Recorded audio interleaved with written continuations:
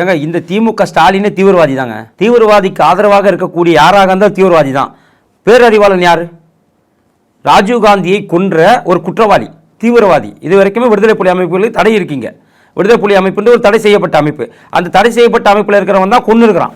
அந்த கொன்னவனை அவன் வெளியே வரான், அவன் ஆற கட்டி தள்ளி ஒரு முதலமைச்சர் வரவேற்கிறான்னு சொன்னால் இவரை விட ஒரு மோசமான தீவிரவாதி யார் இருக்க முடியும்? இவரை விட ஒரு மோசமான பயங்கரவாதி யார் இருக்க முடியும்?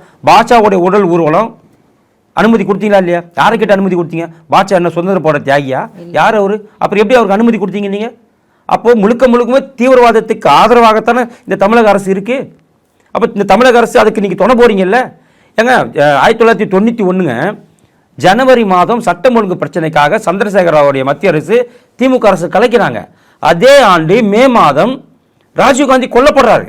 ஏன்னா இந்த அரசாங்கத்தை கலைச்சதுக்கு ராஜீவ்காந்திக்கு மிகப்பெரிய பங்கு இருக்கு. ராஜீவ்காந்தி சொன்னதன் காரணமாக தான் சந்திரசேகர ராவ் திமுக அரசு 1991 கலைக்கிறாரு. அதே 91 ஜனவரி மாதம் கலைக்கப்படுகிறது. மே மாதம் ராஜீவ்காந்தி எல்டிடியினால படுகொலை செய்யப்படுறாரு. அப்போ திமுக தான் இந்த படுகொலைக்கு உடந்தையாக என்று சொன்னாங்க, ஏற்றுக்கொள்வீர்களா? அப்போ திமுக அதை செய்ததா? உங்க ஆட்சியை கலைச்சாங்கன்றதுக்காக வேணுமென்று திமுக இதை செய்ததா?